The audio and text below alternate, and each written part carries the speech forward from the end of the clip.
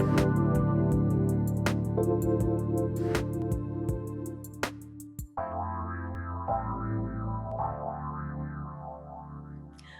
I'm Joan Marlow, and welcome once again to another episode of Awareness to Action, where we're looking at individuals' journeys to creating their life's purpose and finding their way there. And today, my fellow journey person is Andrea Brundage. And like so many of my guests, I'm very fortunate to say I've had a long time relationship with her. And once again, people keep asking me where I find these people and my guests. And I'm saying I'm just fortunate because I've met these people, collected these people along the way in our world of networking, as we have both been dedicated to our businesses for many, many years. And here we still are talking about it. And we have been together to look at our successes and our times where we had to go back and restart and have lots and lots of discussions about it. So I'm very, very pleased to have Andrea here with me today. So let me tell you a little bit about Andrea. So let me tell you a little about what we're going to talk about today. And let me circle it back to one of the things that we learned last year, one of the things that happened to a lot of us as we spent time at home. We looked around and we said, we have too much stuff. Did you hear that at all, Andrea? A few times, Yeah, yes. a few times. So last year was booming business for her, and moving into this year is booming business for her because people did a lot of reflecting and looking and said, how am I going to fill my time, first of all? But then they also dug in and found some of the good parts and the bad parts of trying to declutter. So Andrea Brundage is a professional organizer, and what she calls herself is being a bringer of calm. Andrea says, and I quote, "Helping clients create supportive spaces is my gift and my passion," end quote. Andrea's been organizing and streamlining homes and corporate offices for 15 plus years. As an expert organizer, published author, speaker, and workshop facilitator, she has appeared on numerous television programs, and her interviews and quotes are often found in notable publications. Turning chaos into calm is Andrea's superpower. And that is oh so true. Andrea has authored 2 books, Simplify, 8 Simple Principles to Turn Your Chaos into Calm, and The Organizing Estate, which is a planning booklet to help you organize literally your estate. And we're going to be spending a lot of time talking about that book, Simplify, because in and of itself, it is a simplified manner to look at this big picture of what we look at as far as our junk drawers and our things that we look at and we say, oh, manana, manana, manana, we put it aside. And then the time comes where we say, we've got to make some moves, we got to make some change. And last year really helped us do that as we had all this time on our hands. So as always, I love to start the shows by providing some operational definitions so that we're all on the same page. Because when we talk about clutter, we each have a different tolerance level of what clutter is and what our picture is. And then we have also our self-talk that goes along with, I was just born messy, and all of those things. So we're going to talk about that as well. So provide some definition as far as, when you talk about clutter, or when you talk about chaos to calm, what does that actually mean? Well, thanks first of all, Joan, for inviting me to share this platform with you and share the message that we actually can control some things in our environment and make our lives a lot simpler and a lot more peaceful. And that requires action. So I'm so excited to be a part of this. So back to the question, everyone's got a different, as you said, everyone has a different tolerance level for clutter. So the accumulation of things that have no value or less perceived value than we would like is clutter. And that can also take a lot of different forms. So it can be the physical manifestation of what I call delayed decision disorder, which is piles and piles and piles of things that are simply delayed decisions. That's all they are. It can also, we can clutter up our calendar, can't we? We can have so many things on that calendar that we don't have any time for ourselves. That's clutter, in my opinion. It does not necessarily serve us well. And then we can also have an opportunity to release some clutter of perhaps people that don't fill us up anymore. This cup is one that takes from us always instead of refilling and having a mutual exchange. So clutter can look like all kinds of things. The goal is to be mindful about what we allow and who we allow in our space. Wow. I mean, stick with me on this journey, folks. I mean, Andrea just covered so many different points, and it might also provide a different perspective to what you think about clutter. And as you know, with other guests, we've talked about people that bring us down and that steal our energy from us. We call them energy vampires or whatever else. And we also know that everything is made of energy. So when we translate what you just shared about a full calendar, that's all energy, because you're thinking about it. Even though it's written down, you're still thinking about it. And then you're thinking about the piles that are around you. And then that's my Cali cat. Whoa, she's wound up today. Excuse that. So talk about being live. Here we are. So again, we're looking at people that can also pull us from that, pull our energy from us and clutter us up to again, hurt us in decision making, hurt us in being able to move forward in the things that we need to do to live our life purpose, to create our best lives, and so on and so forth. So that was really amazing. Which brings us to our next question, or a statement, I guess, is, can you share a little bit about the relationship between clutter and stress? Absolutely. So I like to provide a moment here for people to actually think through and feel through this process. And so one of the things I like to say to people is, imagine that place that you walk into and you feel so peaceful and so welcomed and so at home.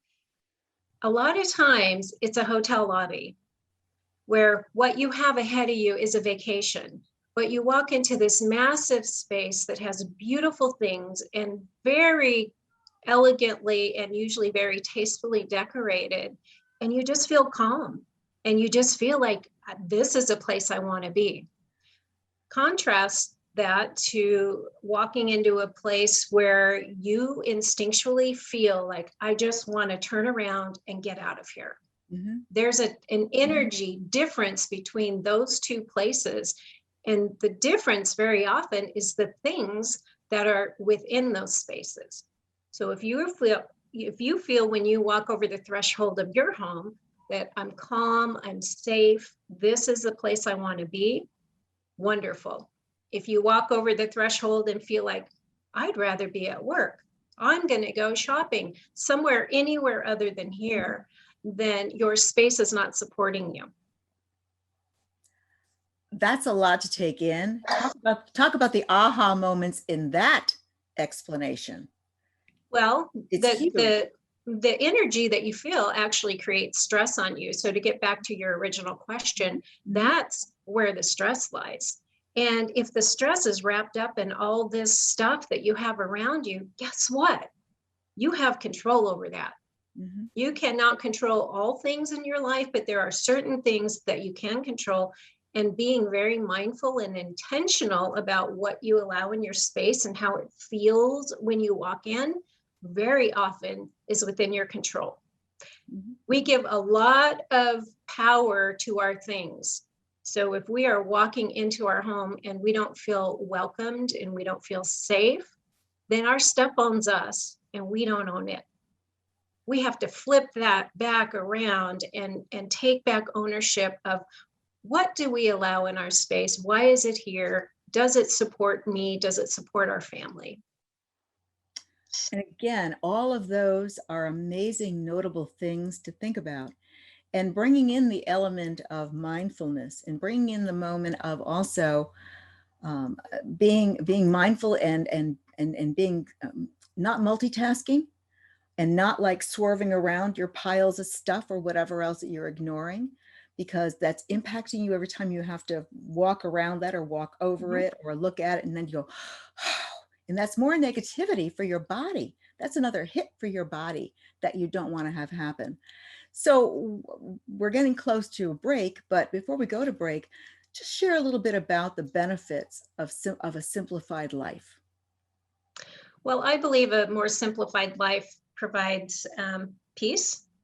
It provides an opportunity to save money, which I'm happy to expound on a little bit. And it also saves you time. Now, which one of those don't you want in your life? These are all things that we crave. You better believe it. And in so many cases, we think we have to have one over the other.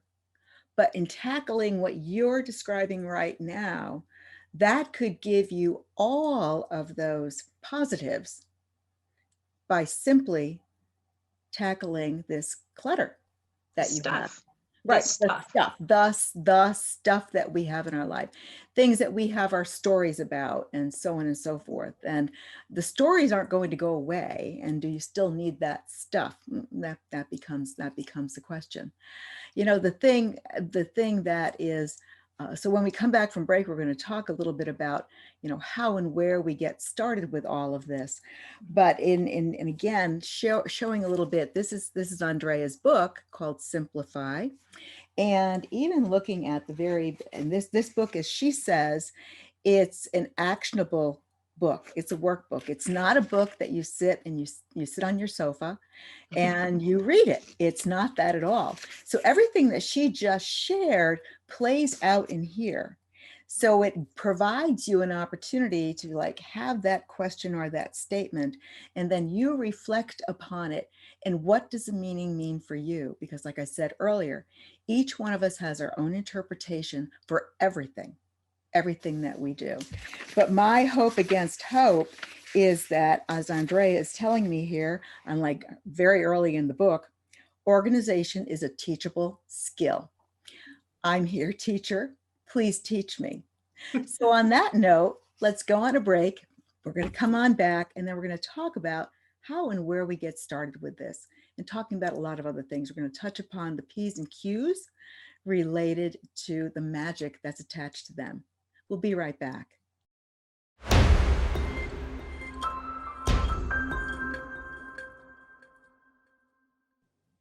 Hi, and welcome back to Awareness to Action. I'm Joan Marlow, and my guest is Andrea Brundage, and her business is called Simple Organized Solution, also known as SOS. And as we evolve in this conversation today, you might have the need to scream SOS because you're going to need help. when she fully explains how her magic unfolds and what she actually does to help us, and all the benefits that we can seek when we decide to tackle our stuff. She and I are both Virgos, but she got the organization part of the Virgo. I didn't get that. So I am still a student. It will probably be for a long time, but I so appreciate her in so many ways. So tell us, how and where do we get started? I mean, here we go. Here's our first lesson. Provide us awareness, and now get us to the point of giving us actionable steps to make it happen. Okay. So I always like to say there are dreamers and there are doers. And if we're gonna tackle our stuff, we have to move from a dreamer of, gee, it'd be great if my life was more organized, to a doer. And so we have to follow the dream with action to make sure that we are moving out of the current situation and moving into what we desire. How do we get started? Well, we need to identify what our goals are. This is so basic. This is, the whole SMART goal idea. What are your goals? Just spend some time thinking about it. If we say we want to organize our home, it's too big. Yes, that can be the overreaching goal, but how about let's start with a smaller project, just like building a house. We want to take little pieces at a time so they build on each other, and then support your goal, which is to have a more simplified life.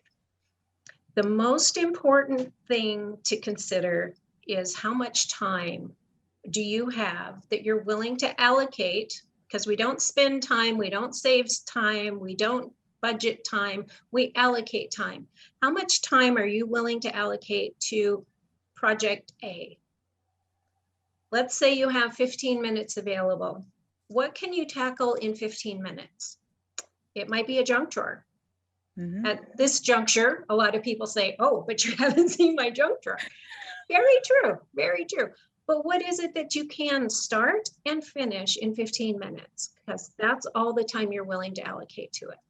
This is not the time to start the master closet, which frankly can take 8 to 16 hours, depending on how much we have to deal with. So time appropriate tasks is what I call this. So if you are willing to allocate an hour or 2 hours, that will determine what project you want to start with. How do you start? It's that old saying, like mom used to say, you start in the corner and you work your way out. Start somewhere and work your way out of that room or that area. If you don't have much time, maybe you just start with the top shelf and work your way down to the bottom shelf. So, being gentle with yourself, but also keeping in mind that we want to get through projects. We don't want to start, get interrupted, stop, because getting organized creates more of a mess than you had in the beginning. Yes, because you look around the floor and you said, wow, it doesn't look like I've done anything. So my question that came to mind as you were going through this, and logically it makes sense. Mm-hmm. And in a perfect world, that would be perfect. How do you stay motivated? I refer sometimes to myself as being like a hummingbird. I do this and I go, oh, nope. And I have the intention, it's all there. How do I stay motivated to work on, again, that goal of saying is a top shelf? How do you do that?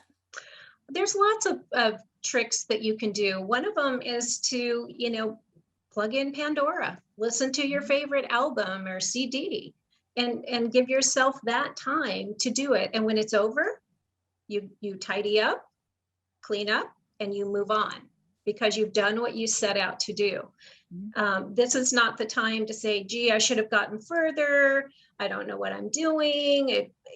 This is not what that's about. But set some goals for yourself. It's just like, when you do a meditation, there's a certain rhythm to it, right? You start slowly, you do some breathing, you actually move into the meditation, and then you slowly come out of it.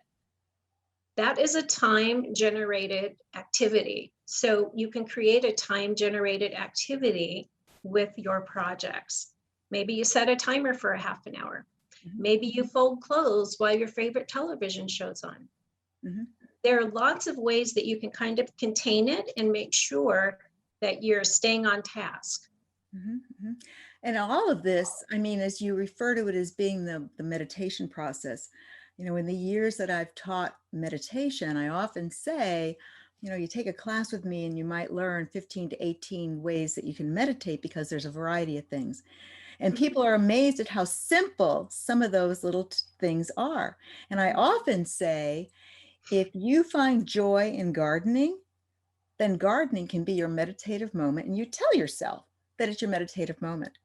I never thought of cleaning my closet as being meditation, but that piques my interest. That might help me personally stay on task, because I value that single-mindedness, single-focused, and that's what we're supposed to be doing. And so that would achieve my meditation goal too. I like that. Absolutely. And you can do it in small chunks. So, if you listen to Deepak Chopra, he will tell you can meditate at a stoplight. That's right. You can meditate anywhere. You can actually allocate some of your energy towards, 5 pieces of clothing in your closet that you make decisions on, or 20 pairs of shoes, whatever it is. You actually, it is not an excuse that should keep you from doing what you want, which is simplifying your life. And that's all of our goals. I mean, for us to have a simpler life and to simplify our lives so that we can live this best life. And again, it falls into that whole health and well-being piece, Mhm. because it's one of those, it touches a lot of those elements in that well-being circle that looks at where your confidence lies, and it also opens up again that positivity in your brain to say that I've accomplished something. And then you get a level of pride that you might, and might have been a level of scorn for so long you hang your head because you were failing in your mind, but now you've accomplished something. And I so believe in that kind of a reward. And I think the process you're describing is certainly falling in line with that. Well, and it's really important to recognize that we don't want to exchange the stress of the clutter with the stress of perfection. Mm-hmm. If perfection is the goal, don't start, because you're not getting anywhere. You're just exchanging one stress for another. Mm-hmm. So the goal is to find where your happy place is. Mm-hmm. And that's probably somewhere in the middle of messy to perfect. Mm-hmm. Find that place. And that's really what we're after. We're not looking at, everything in the pantry needs to be beautifully labeled and all the labels need to stick out, the same way. No, that is stressful. And if you have other people in your home, good luck with that. It's not going to work. It's not going to work. But can you make it better than it is? Most likely. Yeah. Yeah. Again, those are amazing pearly words of wisdom to go away from this conversation with, and to actually apply it to so many other parts of the who and what we are. So that's really great. So anything else about the whole getting started? We talked about how we stay motivated. Anything else before we move to another topic? No, I just encourage, dreamers and doers. If we're going to get where we want to go, we got to get in the doer mode. Mm-hmm. So we have to follow this with action. Mm-hmm. Well, and that's usually what the issue is, because it's how do you launch? How do you take this grand idea and make it happen? And again, it's all for you. It's not for others or whatever. So it's got, and again, what you said, what brings you your happiness? What brings you your joy? And that's vitally important as well. So, and before we head off to a break again, can we talk a little bit, at least start talking about the magic of knowing your P's and Q's, which are our actionable items. So tell us a little bit about what the P's and Q's are, and then we'll get into them.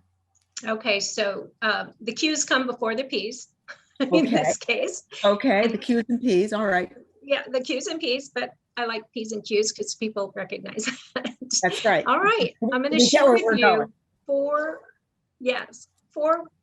simple questions that you can ask yourself to make decisions about what stays and what goes in your life. Number one, do I love it? And I really emphasize the word love here, and you probably heard that. If it were in a neon sign, it would be flashing. Do I love this? This is whatever it is. Is it a handbag? Is it volunteering for this organization? What is it? Do I love it? Number two, do I use it or do I wear it? Think about that. We have lots of things that we have in our space that we never use and we never wear.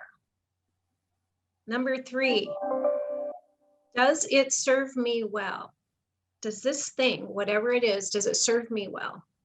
And number four is, could it serve someone else better? This is the magic that allows you and gives you permission to release. And a lot of people say, get rid of. That has a negative connotation to me. If we can just talk about releasing and passing on things to other people, it makes us feel better inside. So find those places and organizations and people and nonprofits that could benefit from these things that don't serve you well anymore. You don't love it, you don't use it, and you don't wear it. that means it's not serving you well. Somebody else, though, needs that. So let's be part of the solution. So those are the cues. Very simple. That's so in talking and thinking about that a little bit more, looking at the story behind whatever that piece of article is, how do you remedy that? You tell the story about whatever it is and you go, that was a really good time in my life. You put it back in your closet. Or there might come a time again, I use that purse, or Absolutely. And those are the positive conversations. But I will challenge you that most of the conversations around things in the closets are not positive. Oh, okay. They are things like, gee, when I lose 10 pounds, or I used to be able to wear that, or I feel guilty because I spent so much money on that. It was a good deal. So now we're wrapped up in the money spent. The money is never coming back unless you happen to want to spend the time selling things outright. But what's the value? And so I like to use the example when we're talking about clothes. Say you have this beautiful blouse that you found on clearance, and it's a designer blouse, and it's beautiful, and it's yellow. And you don't look good in yellow. And you know you don't look good in yellow. And you will never look good in yellow. But I saved $50.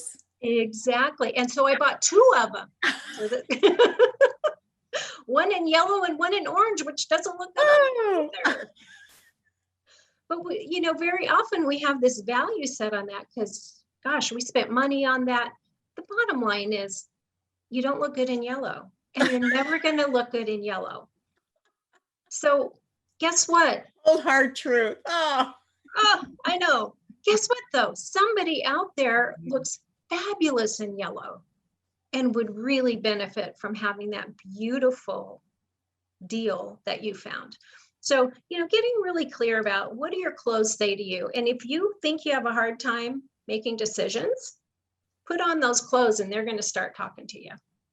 Put on those shoes that you love that are now a little too tight, or they rub right there on that spot on your toe. They will tell you why you don't wear them.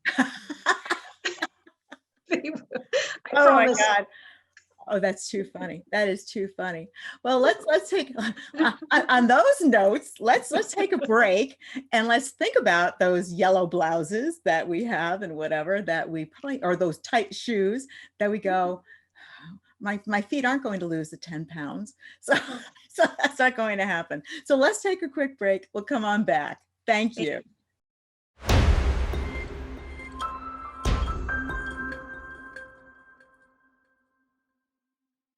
Hi, and welcome back. And I'm Joan Marlow and Andrea Brundage, our professional organizers with us. And I'm still noodling through all of those colors and which yellow works for me, and the money that I saved because I got a bargain. And I'm not a big shopper. I don't even like shopping. So I'm a blue shirt shopper. But however, that blue shirt might not have been perfect, but I needed a quote unquote blue shirt, got it home, never wore it. Okay. That's the who I am. Yeah. So I've got some readjusting to make in my brain here with the help of Andrea, giving me some of these cues and these questions that I really, really need to ask myself. And the other thing that's so interesting now, my big question that I'm asking myself is, after a year of being in the house in the pandemic and now looking at my closet, I'm going, well, I didn't wear it all last year, but then again, all I wore were yoga pants last year. So do I now keep this, or because I already made the break, is it now time to move them on the road and start anew? So what do you have to say about that? Well, and all of us are in that same boat. Yeah. Well, probably not all of us, but many of us are in the same boat. So no, give yourself some grace. Last year is kind of a write-off. you know, and if things get back to normal, whatever that looks like, and you start going out and you find that, oh, well, I didn't wear that because I didn't have an opportunity last year. So no, this is not the time really. Now, if it's been in there for 10 years, that's a different story. Oh, you have been in my house. Yeah. But I Well, don't allow you in my closet. but 10 years isn't really the deciding factor either. The deciding factor is, do I love it and do I wear it? Yep. That's the deciding factor. I don't care how old it is. I don't care. That doesn't matter to me. But the idea of being really purposeful, which is going to take us into the 4 Ps. So we need to go back and revisit that. The 4 Ps is persistent, purposeful purging, and the placement of all that remains. So a lot of times we think, oh, I'm going to get organized and it's one and done. No, this is not how life is. You will have many opportunities to continue down the road of letting go and releasing. There's holidays that come, there are shifts in our life, we come into different stations in our life. So really getting clear that you will have a lot of opportunities to revisit this idea of letting things go. And that's really true. What are the 4 Ps again? Persistent, purposeful, purging, and the placement of all that remains. So once that you've purged, everything that you've kept needs to have a home. And that's really when we know that we are getting really good at this process. Yes. And everything needs to have a home. That's essential. Everything needs a home. And that doesn't Absolutely. include a pile. It doesn't include a pile. It doesn't include, I'm going to put it out in the garage in a box marked miscellaneous. And it does not include storage units. Yeah. Dang. Yeah. I don't hold back on my, I don't hold back on my honesty.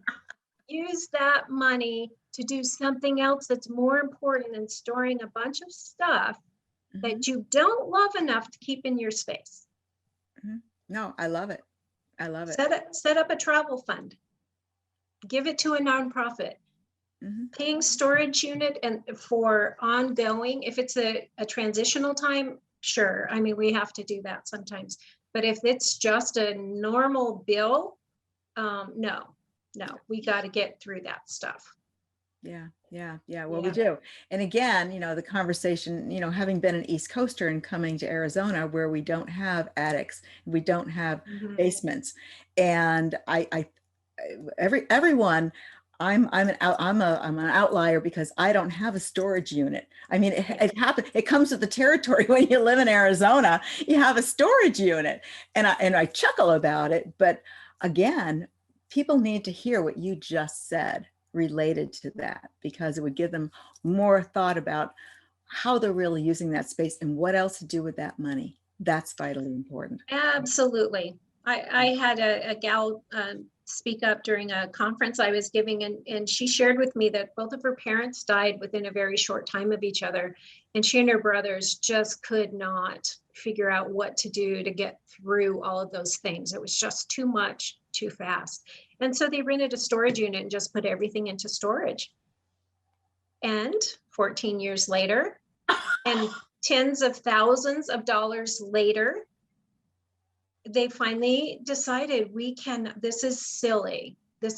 So all of those things sat in storage for all those years, and the money was gone.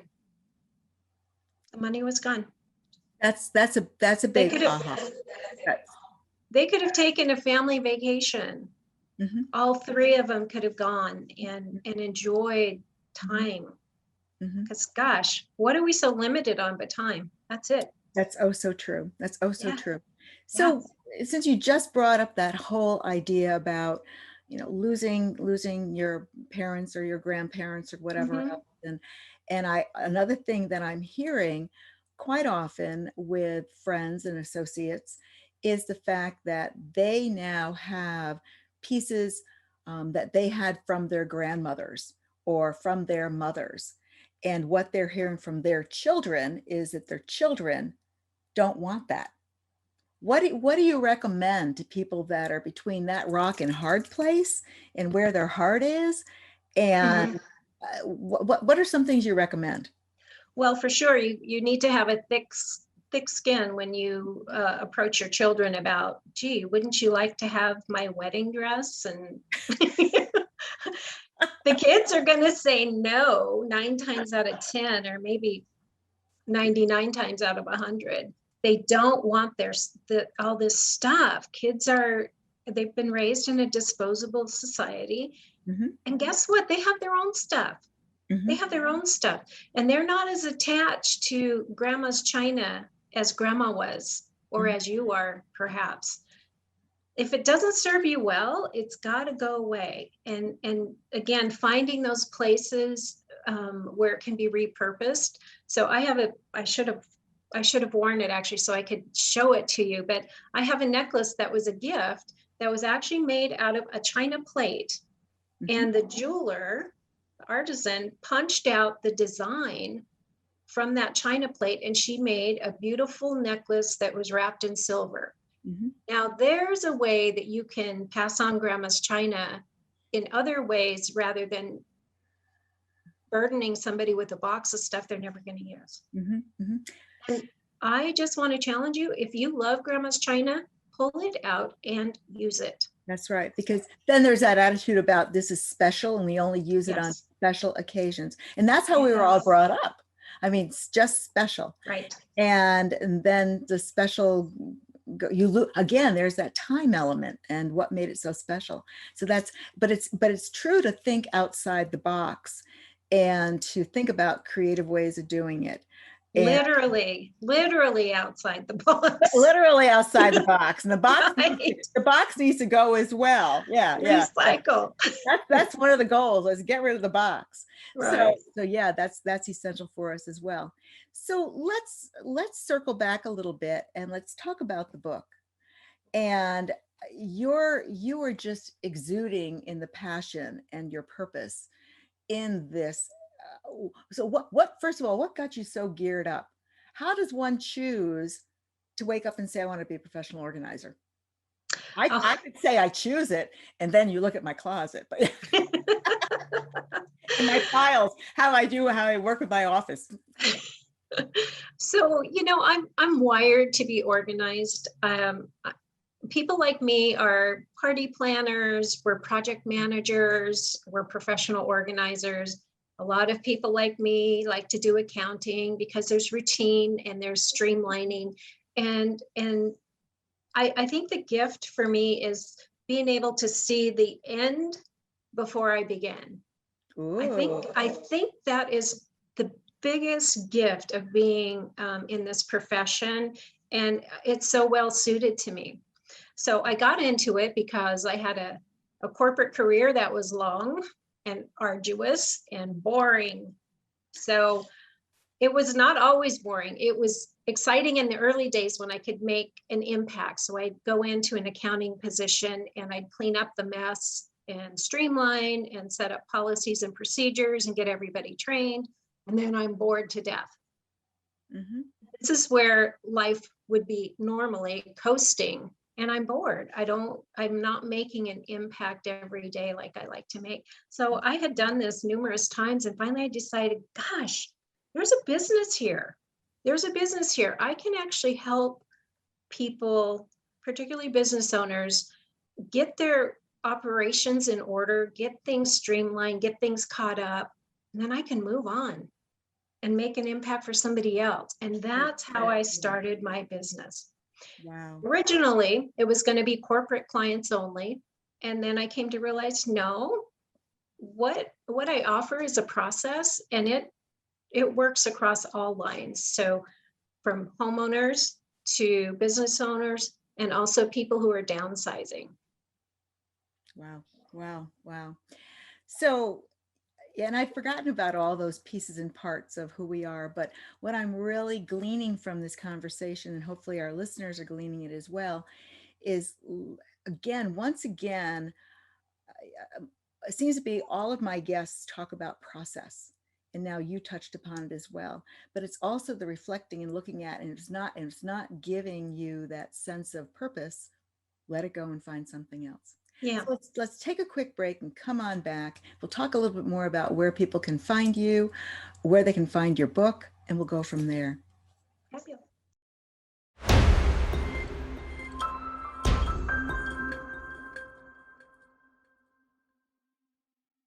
And welcome back to Awareness to Action, where my guest, Andrea Brundage, has been sharing these nuggets of knowledge and these nuggets of awareness that are then going to push you to action, which brings us up again to talk about her book, which again is Simplify Your Life, 8 Simple Principles to Turn Chaos to Calm. So Andrea, talk a little bit about the book. Where can you Okay. find it? Talk about whatever you want. Sure. So I love this book. And it was created out of necessity because I do a lot of workshops and I give a lot of information as the listeners have experienced so far. And I wanted a tool that people could take home with them. And I felt I was leaving my listeners and my audiences short. So I wrote this book to move people from awareness into action, back into awareness. Absolutely. And I'd love to point out that this image on the front is actually a photograph that I took. And I love this photograph. And what I didn't know until after the book was published, that this is the golden ratio. And if you don't know what the golden ratio is, Sacred geometry. Yeah. It is. And it's all about balance. Mm-hmm. It's all about balance. And that's what simplifying your life will do. And you can see the attraction.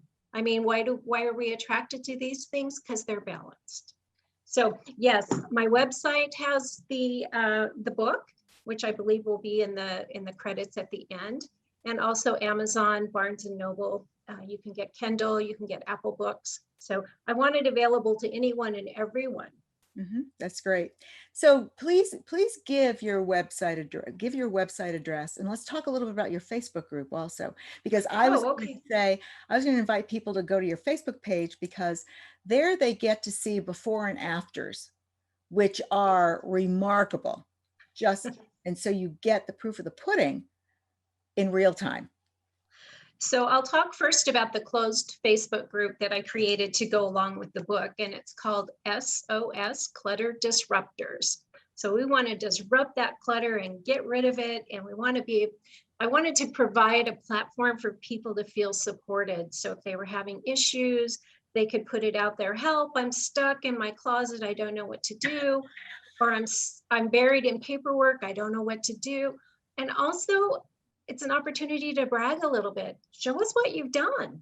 Do some before and afters. And so it's open conversation, and it's a safe environment because there is very often shame around clutter. Mm-hmm. There's emotional baggage around clutter. So it's a safe place. So again, that's Facebook, and it's a closed group called SOS Clutter Disruptors. My website is full of lots of how-to videos and before and after photos, and you can reach out and do a 20-minute consult with me, complimentary, and you'll find that at www.professionalorganizeraz.com. Of course, you can always reach me by phone, 480-382-1085. I'm going to have you on speed dial more than I typically have you on speed dial now. Now you got the gears moving. Now the gears are really moving. I'm here for you. I want to offer hope. There is hope. Well, yeah. And again, as we get close to a wrap up, let's talk about that hope. What might that look like? You know, it's those little steps forward, those little steps of letting go of things that no longer serve us well, and staying on task with that consistency will get us to where we want to be. And yes, we will be revisiting. We will have more opportunities to organize and purge, but we have to get moving. If we don't move, what happens? If we're on a bike going down the road and we stop and we don't put our feet out, what happens? We tip over. So constant movement, even if it's small, is impactful, and it will feed the hope. That's true. I mean, that's true. The chip, chip, chip, chip, chip away. And to also go back and notice how far you've come. Absolutely. Again, reward yourself. So again, it's those 5 A's fall into play again. You've got your awareness. We've got tons of action items here, but we're also looking at acknowledging the fact of what finally got you moving forward to say, this is what I need to do. And now we've got all these tips and tools. And again, even in utilizing your book can really give you the pieces and parts that you need to say, this time it's going to be different because I'm not out here alone. And so many of us, that's what we need. And with your supportive Facebook group, your closed group with Facebook, I mean, that's because the other issue is once you straighten something out, how long does it stay straightened out? Because those little gremlins come in at night and they mess things up. And they're uninvited guests, and I don't get that. like with getting fit or losing weight, maintenance is critical. We don't get organized and stay organized. So one of the quotes in my book is organized is a lifestyle. Yep. And that's exactly what it is. Yep. And yeah, please celebrate the smallest things that you can, because they will create, I don't know, momentum, keep you inspired. Make sure that you take time to say, good job, good job. And it's true. And I mean, even again, looking at the 5 A's, and we look at the word authenticity in looking at those before and after pictures and really embracing those after pictures to say, yeah, I did that. I've been this way forever, but I am just really reveling in whatever that space is. And even when you need more of that momentum to keep moving forward, you can go back and look at what you did accomplish and say, if I did it once, I can do it again.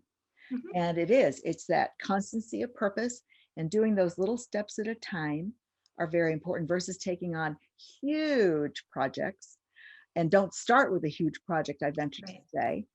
And again, you want to do all the pre-thinking, the pre-thought beforehand. And don't let that paralyze you. There is no reason not to start other than you're just getting in your own way. And this is where we're talking about authenticity. I'm very honest about what it takes to get it done. And one of the things is get to work. Get to work. There's support here for you. So if you can't do it on your own, there are lots of people like me who can help guide you through this process. Yeah. Can you help people at a distance? Yes, I do. I have virtual coaching programs. Okay. And I also help professional organizers who are new in the business and wanting to get themselves set up for success. I've been doing this since 2003, so I don't think there's anything that would scare me that I haven't maybe seen. I'm always willing to learn more, but I've been doing it a long time, and I'd happily shorten that learning curve for people who want to do it. And again, that comes back to the whole thing where, again, there's been many of my guests so far in our conversations, we talk about the sense of community. And we talk about the sense of finding like-minded people and finding those positive people that are also here to assist you along the way, that you can count on, you can fall back on or ask. There's no such thing as a dumb question in any of these arenas. And what you said also is, this really is a lifestyle. This is no different than doing a diet or eating a certain way or sticking to an exercise program. It's just another piece of it. But when you think about the before and the after of what your life was, when you take yourself out of that clutter and you feel that sense of clearing energy, that's huge too. And again, it's stopping long enough to look at that and to see what the impact is, and for you to say, this is really making sense to me now. And in addition, we can add to that people in recovery. So we can recover from these things that have been so heavy on us. We can recover. What does it take? It takes a commitment, and it takes maintenance, and it takes a constant reminder that, yeah, look how far I've come. Yep. I don't do that anymore. Remember, I don't do that anymore. Mhm. Yeah. Yeah. Yeah, it's powerful stuff. Well, it is. It definitely is. So, coming up with whether it be a scent that you breathe in before you tackle something, or a sound or a song or whatever, and it could be a word. But I don't even know where to begin to say thank you, Andrea. This has Oh, been amazing. And I've heard you speak many times, of course, and we've worked together closely, and even looking at, the stumble blocks and whatever that we face in our businesses. And this has been a real joy. And thank you, thank you, thank you. And I look forward to our listeners enjoying this just as much. So once again, can you share your website address? sure. It's www.professionalorganizeraz.com. And again, the giveaway is for the 8th caller that calls into Transformation Talk Radio, you will be receiving one of her books. And again, it's the 8th caller for those 8 simple rules, as well as she's for the 22nd caller, because 22 is her favorite number. She's also going to be providing a 30-minute coaching call. So please take that to heart and move forward. And that phone number, calling into TTR to make that happen. Thank you so much. Namaste, as always. It's always a Thank you. pleasure working with you, and thank you for this opportunity. Thank you, Joan. My pleasure. Thank you for joining this Awareness to Action episode. Join me next time for more inspiring stories that will shift your perspective and allow you to see pathways toward a more fulfilling life. It doesn't come overnight, but with a positive outlook and a will to keep moving forward, you will get there, and it will be worth every twist and turn along the way. A willingness to learn from this experience is key. If plan A doesn't work, remember, you have plans B through Z to continue your journey. With each adjustment, you're one step closer to turning a possibility into a reality. For more information about me, or to work with me personally, visit peacefullyhealing.com.